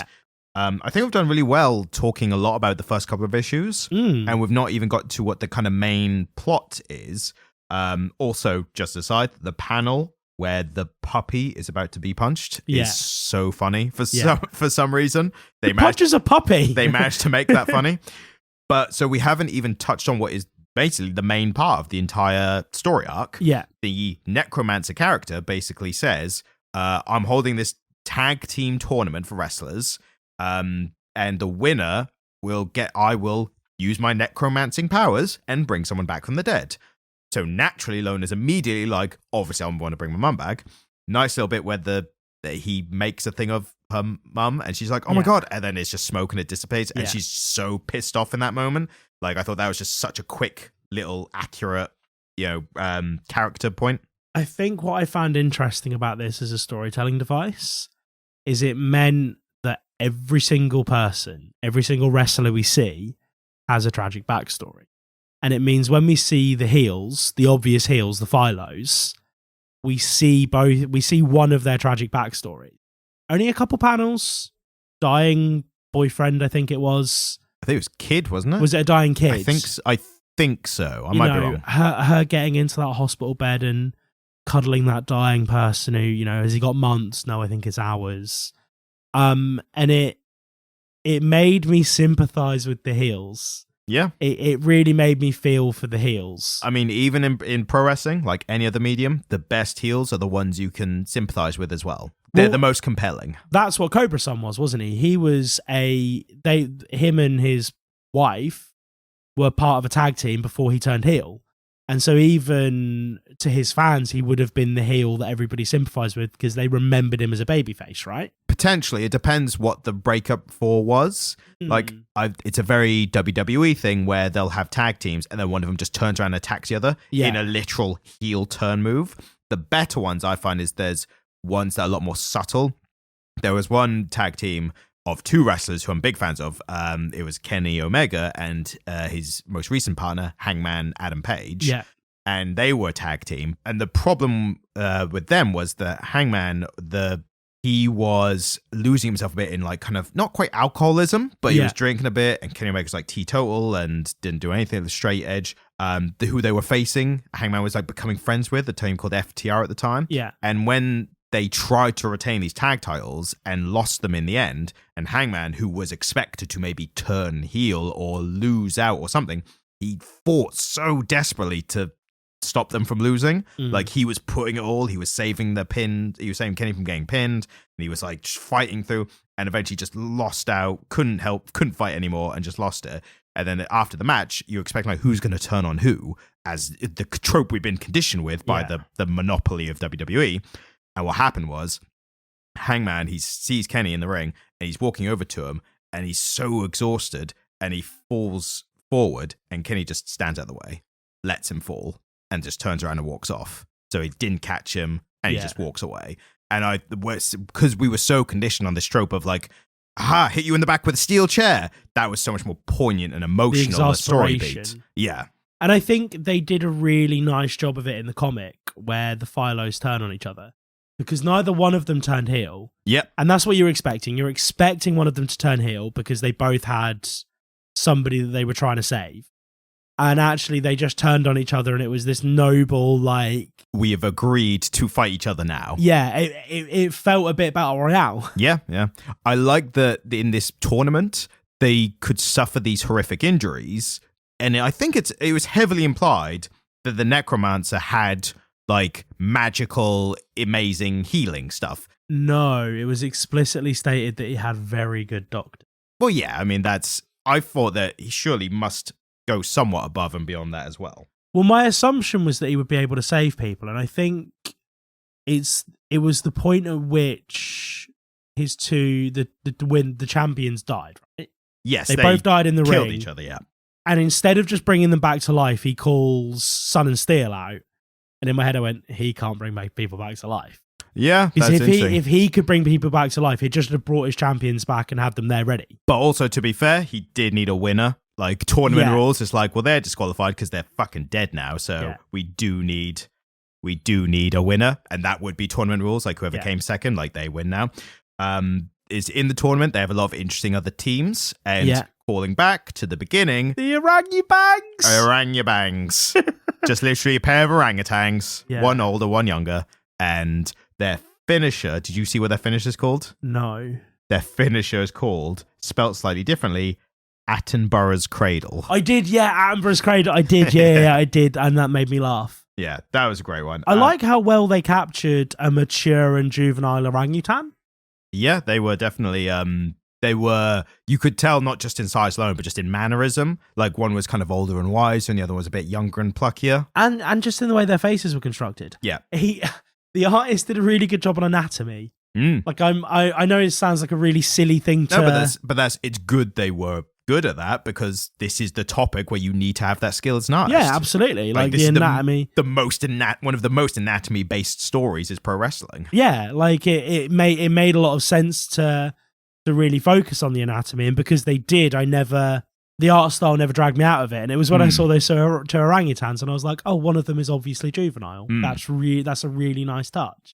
The opening match of the tournament had a very not overused trope tag story, but it's one that's used a fair bit, and if used right, it's a very good story. It's the one partner not wanting to tag the other, so that you see a lot in what's called like odd couple tag teams. So ones where they've kind of been forced together, and they both have the bravado and the I can do this myself, I don't need your help kind of thing. So but this was for a different reason, which was the character caring about the other character and not wanting them to get hurt.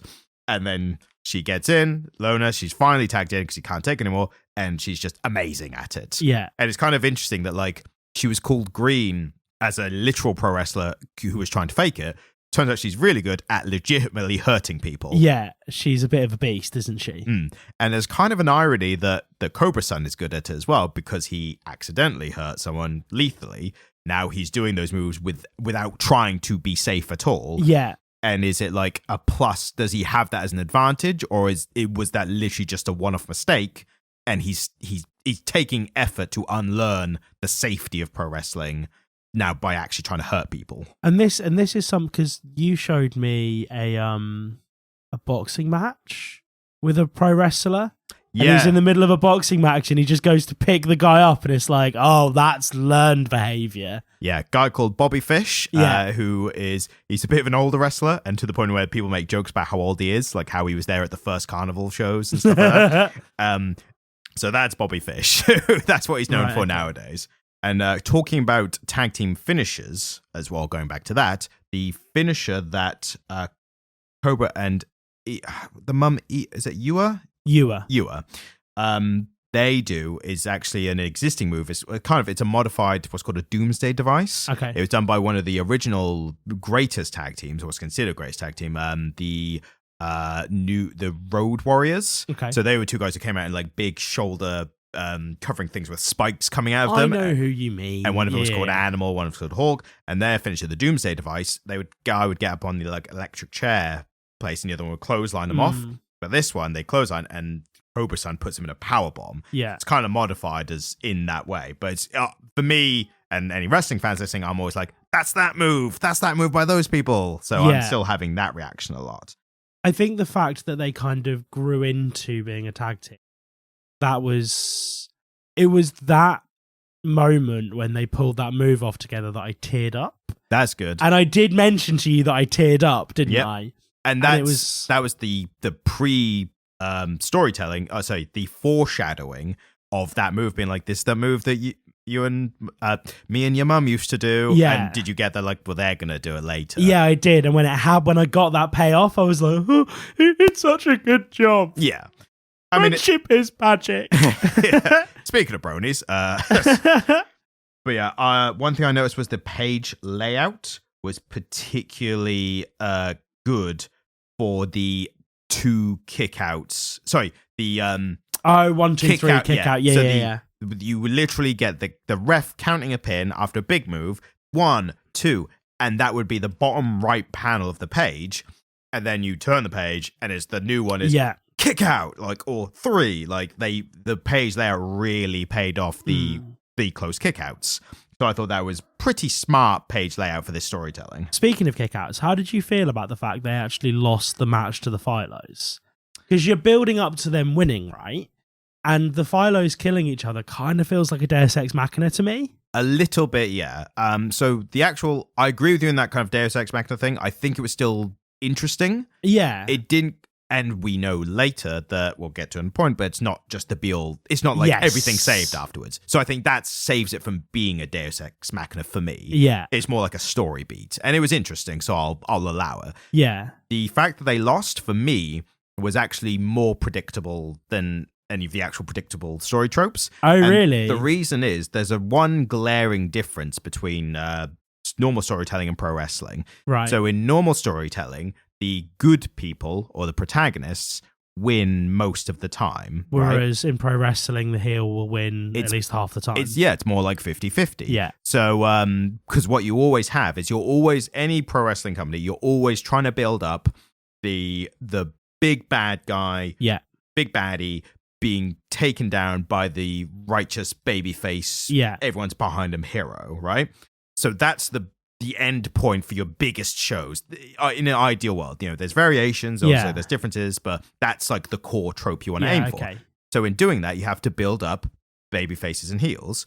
And with the faces, you have them winning over bad guys. And with the heels, you have them winning over faces. So you've got this kind of 50-50 across the board of like good guys and bad guys winning. Who's on the way up and who's on the way down, depending on where you are in the story arc. Right? Exactly, yeah. And so you want that to come together in the end. And then but even when you get to that big point, you still don't want the good guys winning all the time. Even when you have those, this is the end point. This is the final match kind of thing. Because if they win all the time, that becomes predictable. You lose the tension. So even that, the final boss has to be about 50-50 to a degree. I think it was cool that Cobra Sun insisted it was a death match. Yes, that was cool. Really fun. Like, he upped the ante. And he was like, the thing that I've been doing to run from the grief is now the thing I'm using to charge straight forward at it. And it felt like a sports story. Like a sport film. And you've got the kind of semi-retired veteran who's fallen to the lower leagues and is now kind of doing really badly, and he's a bit of a tragic figure who has to rise back up again to, help the plucky newcomer rise through the ranks. It has that feel, doesn't it? Yeah, and a lot of elements of The Wrestler by Darren Aronofsky. So that is the old, retired, past his prime, coming back for one more shot of glory kind of thing. Rocky Balboa, Rocky 3, It's that same kind of vibe. And so the fact that he then took this, I've been doing the death matches to entertain the people and kind of numb the pain, but now I'm dusting off the old barbed wire covered baseball bat. Barbed wire baseball bat, For good, right? Yeah. And the light tubes especially as well. Yeah, well, the light tubes are a big thing in wrestling, aren't they? In deathmatch wrestling specifically. You won't see them in any other kind of wrestling. Yeah. When they break out light bulbs, it's like, oh, this is a death match. Like, that's for sure. And when I saw the chair come out, that it sucked me back to the early mid noughties in primary school, hearing my school friends who were really into wrestling go, "Give him the chair!" Yeah. Get the chair. Yeah, and that was a thing in like noughties, 90s WWE, wasn't it? Did you ever see the meme? I laughed so hard at it. It's the meme where when Trump was being inaugurated, and it was like, we're here live at the inauguration, and oh my God, what is that? Bernie Sanders coming down with the steel chair. And someone just photoshopped Bernie Sanders on the Raw ramp coming down to the ring. I love that. That's wonderful. Did you get the tension from what's called the desperate hot tag? So the tagging of that's literally like every single tag match you'll ever see has a hot tag. Yeah. It's when the people you're rooting for, the baby faces normally, that's one of them has been beaten down for a bit and they're trying to get, and the other one's like desperately like reaching in, like, come on, tag me in. And they keep getting pulled back and they keep getting cut off, and eventually they get through, and the person who comes in, the hot tag is literally comes in and just like destroys the two who have been fresh. Yeah, right? They're fresh. They've got the energy. Those two, the other team have been using their energy to keep down the partner. Yeah. So now they come in and bang, like take down one, do the moves. It's one of the funnest tropes of like a hot tag. It's great to watch. But they played with it in a really nice way because it was him watching his daughter get almost beaten to death. And so it added so much power to it, didn't it? Yeah. And what was also a great wrestling trope was the team FISO attacking Uncle Blood after the bell. Yeah. That was very traditional, very effective heel tactics for what's called a long-term story. Yeah. So it's not the story of that individual match, but you know who they're facing next in the tournament and you know what they mean. So it's beating down a character to help the babyface gain sympathy and get what's known as heat on the bad guys. So the fact that it made sense within the context of the story as well, but it's also a pro wrestling trope, I thought was quite genius. It work, didn't they? Yeah, things like that. Like I just had flashbacks to seeing it all the times, and it's one of those things where, like with other stories, they'll redo the same kind of trope, like like with stories, the hero's journey and at 3-act structure and stuff like that. And it's about who can do it, who can reinvent it in an interesting way, or not even just reinvent it, who can do it in an interesting way. Yeah. That just, surprises people, or is like, oh, this is the best way I've seen it done so far. Yeah. Or just in an interesting enough way that you go, this was entertaining. This entertained me. And with the whole deathmatch thing, for me, I said the light the light tubes were one signifier. The other signifier of a lot of hardcore matches, not necessarily deathmatch, but thumbtacks. The bag of thumbtacks. Yeah. The bag of thumbtacks is like the signifier in hardcore matches, whereas like with the light bulb tubes, you see that and you go, oh my God, he's got the thumbtacks. The thing with a lot of non-wrestling fans is they assume that stuff like the weapons and the blood are fake or gimmicked. No, they razor blade themselves, don't they? So the blood is what's literally called blading, which I think I've explained to you before. But they cut themselves, don't they? And I can see why people just assume it's like fake blood or whatever. I mean, most wrestling outfits are a little bit too skimpy to hide a squib. Exactly. There's nowhere to put a squib, is there? Exactly. And it's the same with the weapons as well. People think like, oh, they're like fake movie weapons or whatever. But what they don't realize is that these techniques come from the bottom up. Yeah. So in rinky-dinky little indie shows where people are getting bloody $20 for a death match, they can't afford a fake chair, so they have to learn how to hit you with one without hurting you. And they've gone to Home Depot and got a box of thumbtacks and some light tubes. So they're just literally like, we just need to work out how to hit each other or stab each other with these things and not cause permanent injury. Like as long as you're all right on the night and you can be all right, you can walk the next day. Or even if you can't walk the next day, as long as you can walk, as long as you can heal at some point, then it's fine. So a lot of people think things like the thumbtacks are fake. The only thing that's even close to gimmicked, it's somewhat gimmicked, is when they use barbed wire. No, only because there's two types of barbed wire. Normal barbed wire has the spikes. Yeah. Industrial barbed wire has the blades. Yeah, razor blades. Yeah, so the razor blades one is never used in wrestling for obvious reasons. The spiked one is like the really cheap. So if a weapon's used in wrestling, it's the really cheap, shitty version. Absolutely. It's still technically real, but it's the cheap one. With the gimmick barbed wire, what they'll do is they'll take the cheap one and they'll remove like half of the barbs. Yeah. So it's still barbed wire by the strictest sense, technical term, but it's less dangerous than normal barbed wire. Yeah. So, but that's a little like, for me, realizing this stuff or finding out this stuff, I was like, that made me more impressed by the wrestlers who do this stuff, especially consensually. Like, I'm going to drop you on thumbtacks, and the other wrestler, like, great. Like, yeah, nice one. Cheers for that. But then you have some wrestlers who are literally like, great, I love that. Like, famously, that's the only reason I'm relevant. Yeah, a guy called Mick Foley, one of the nicest guys in the business, like beloved by everyone. He was literally like, I'm taking a thumbtack spot tonight. Brilliant. Like, same guy who dropped off the Hell in the Cell by The Undertaker in 89, I think it was. There was another wrestling trope, which if this was raised tension for you at all or not, but the mask being ripped off. Oh, well, yeah. I mean, that's, the idea of a mask being ripped off is provocative in whatever context. And I know, obviously, for Mexican wrestlers, that is the worst thing that can happen to you, is that you are unmasked. Well, what they've done smartly is I said like Mexican wrestling doesn't have much storytelling. That's one of the few things they're like, we can make a story out of this. Yeah. Because we put so much weight in the masks, they'll have like losers mask matches and stuff like that to just add tension.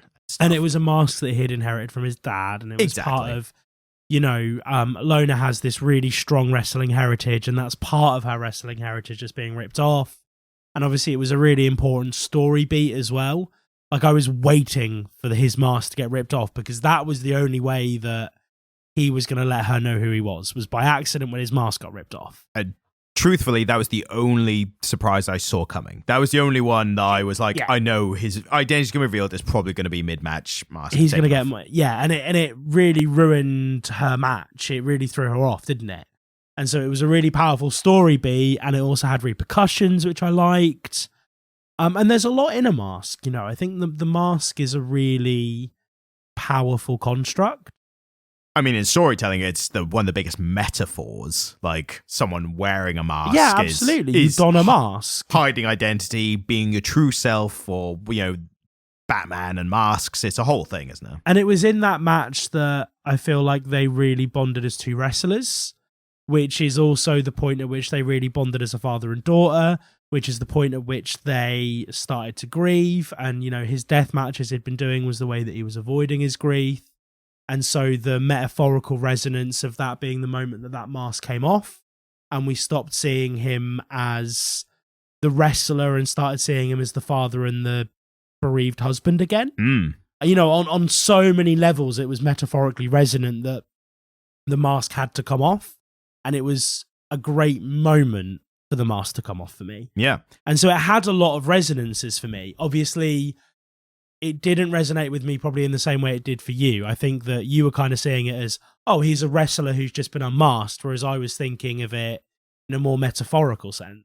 Well, what's interesting is I think I got some of the similar vibes from what you're describing, but also wrestlers losing their masks is actually... wrestlers losing their mask and you seeing their faces is very rare. Yeah. So I've seen quite a few mask spots where someone will rip a mask off, but the wrestler, like all pre-rehearsed and everything, they immediately cover their face and they have to duck away, and you still don't really see their face. Yeah. The trope here, though, specifically, is the ripped open mask. So the ripped open mask is interesting because a lot of those kind of masks, they can be ripped open without still coming apart or the face like fully being revealed. So that, along with the blood running down as well, that's commonly used because you can do it without showing the person's identity. Yeah. But it still has that sudden shock of seeing someone who you normally see week to week, fully masked every time. That's the face that you now know of them. Yeah. And seeing that face ripped up with just a normal human under. Yeah. And the blood showing and the vulnerability. That is how some heroes get in what they call nuclear heat. Because the people are like, we love this person. And even if you don't, like, that can gain sympathy for them. But they're like, this looks horrible what you're doing to this person. You're literally like ripping open their vulnerability to us. And you're doing it with malice and like with like, not even like by accident, it's like intention. Yeah. And that sight in the comic, it reminded me of all the times that it's successfully done its job in actual live wrestling. And then what we see, I'm going to bounce us along to the end. The fight with God. Yeah. I was literally like, fucking issue 6 and there's God. What? Yeah. But something that the Necromancer does is just before the fight with God, he clicks and they have new costumes. Yeah. And it's an updated version of their mask. Now, I think it's really telling that a Necromancer gives him his new mask. Because it is his mask, but it is now with a consistent colour theme with his daughter. Right. And it's a Necromancer who brings people back from the dead. And he is taking away his old mask, giving him a new mask, and is kind of like it felt like an element of rebirth. It was an element of like standing there in the ring in front of everyone, new attire. It was a rebirth, wasn't it? And so the Necromancer wasn't able to bring his wife back to life, and that's the reason he fights God. Yeah. Because he's not able to, but he says, I know somebody who I think will have the power to. It's God. He's also a fan of pro wrestling. The greatest line in a comic I've ever read. By the way, God's a fan of wrestling as well. It made my day. But he gave them new life in that moment, and it felt as though he was freeing them from their grief in a really unhealthy way. In the sense of, well, I can free you from your grief by giving you the opportunity to bring this person back to life. And I suppose they have done a bit of the work themselves as well. Oh yeah, they've done a lot of the hard graft, but can you see where I'm coming from? Yeah, it's a kind of tainted rebirth in a way. Yeah. I think it's telling that the Necromancer could not deliver what he promised in bringing them back. And I think that does speak to the constant running of pro wrestling where the goal is never really reached. Yeah, absolutely. There's a trope of the mountain being climbed by the person finally winning the championship. Yeah. But once they've won the championship, that's actually a bit louder now. You've got it there. Is it? Yeah. No, noticeably louder in the sense I just have to change it later. Okay. We'll get you one of these next. Yeah. Obviously the champion can win the championship and climb the mountain, and it's a beautiful moment when it happens. But then they have to be the champion, and then the common saying is it's easy to win the championship, it's harder to keep it. And so they're constantly defending. Exactly, and then they lose it eventually, and they have to reconcile with the loss, and then they have to decide what to do with the character then. And so it speaks to this, like, it's a never ending. You never reach the goal. You're always going forward. There is somewhat of an ending here, which is interesting. Well, it's so. You remember earlier you asked me, do you see the Dragon Ball reference? Right, yep, the Goku in Limbo, yep. Yeah, so this leads me on to something that you asked me right at the top that I wasn't allowed to spoil. Yes, and now we're at the appropriate time for you to get into it. Yeah, so it references it as it being like Dragon Ball. Right. And yet I do see the similarity. And so there are parts of Dragon Ball and Dragon Ball Z where Goku goes to limbo. Right. Goku is in this liminal space between life and death. He's technically dead, but he's having his life again. And what we see at the very end of the comic book is the mum cheering the mom. Yeah. And so God can't bring her back, but what he has done is brought them into a space that she currently exists in. Yeah, so they've lost the match against God. Yeah. And I think it did a good job of getting you to a point when you go, oh my God, they're actually going to, and that's peak pro wrestling, is getting that, what they call biting on a pinfall, is that you believe for a second there, oh my God, they're actually going to win. And it's someone who you never thought was going to win. And it's literally God who they're wrestling. Yeah. And that split second, you go, oh my God, they're actually going to do it. And then he kicks out and then they lose. Yeah. That's peak pro wrestling where it just gives you that little second of like, this could be it. And then you go, oh no, it wasn't. And it was quite a powerful scene. But what it does is it shows you that the relationship with death that we have in this world. One of the key contemplations of the text is what happens to us after we die. Yeah. Lona, the moment in the text where we really see the relationship between Lona and her mum, Lona is in bed with her mum asking her what happens after she dies. And she says, well, that's not going to happen to me for a long time. And then she dies and we see her after death. And so I think there is this kind of agnosticism, maybe, where we're seeing quite a soft relationship with death. We're seeing death as not being something permanent, not being something final. Yeah. And I don't know yet if I think this is representative of the idea that actually we only die once people forget us, or if it, which again is quite a Mexican ideal, isn't it? That's a South American ideal. Or if we're being presented here with a world where there is a limbo state, where people get to exist and remain in some kind of corporeal form after death, or actually what we're seeing is Lona achieve something that she knows her mum would be proud of, and actually this is a moment for her to finalize and come to terms with her grief.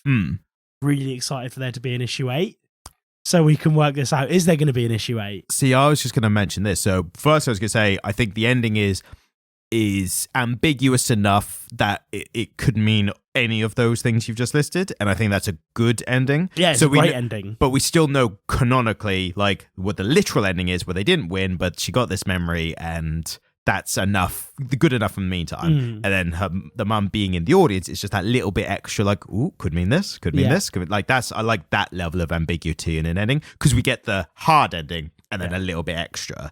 In terms of the issue length, it might have just been this 7 issues, but I feel like this is one where hopefully it's successful enough that they go back to like, where's the next volume? Like, give us volume 2. And because it's not called like Steel Flower or Steel Rose, like Do Wrestling or anything like that. It's just called Do a Powerbomb. So it's like, I want to see volume 2 of Do a Powerbomb with different characters, potentially. Let's this world, we know there's this interdimensional world where wrestling is real. Let's have more wrestlers from Earth and with different stories and different things. Let's have them, and their stories go through.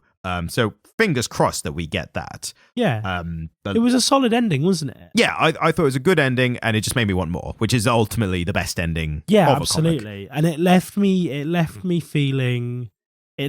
a kind of emotional void space. That was a fucking pretentious way of phrasing that. Emotional void space. I didn't know how to feel about it. Like, I had some emotions, right? It made me feel something. Sure. Which is all I can ask from something that I'm reading or watching, is that it actually makes me feel something. Because I'm so fucking numb. And then the next step is, the next step will be showing you some pro wrestling, which will elicit the same feelings. Yeah. But it made me feel something, and I wasn't quite sure what it made me feel. And that is a really enjoyable sensation to have at the end of a piece of fiction, right? Yeah, like, fantastic. That's what fiction should do. Yeah. I might have to show you some wrestling this weekend. Oh, God. It might happen. Oh, God. One last little bit that I just made notes on that I just wanted to get across. Here we go. Is the last kind of few moves of the wrestling match with God. Were they special? A couple of them are very special. So one is great. It's an AEW reference. Right. There's a move that God does where the announcer, he's shouting all the names anyway, but this one he shouts, Tiger Driver 98. That's an AEW reference because that's one of Kenny Omega's moves. And there's an announcer called Excalibur who also wears a mask.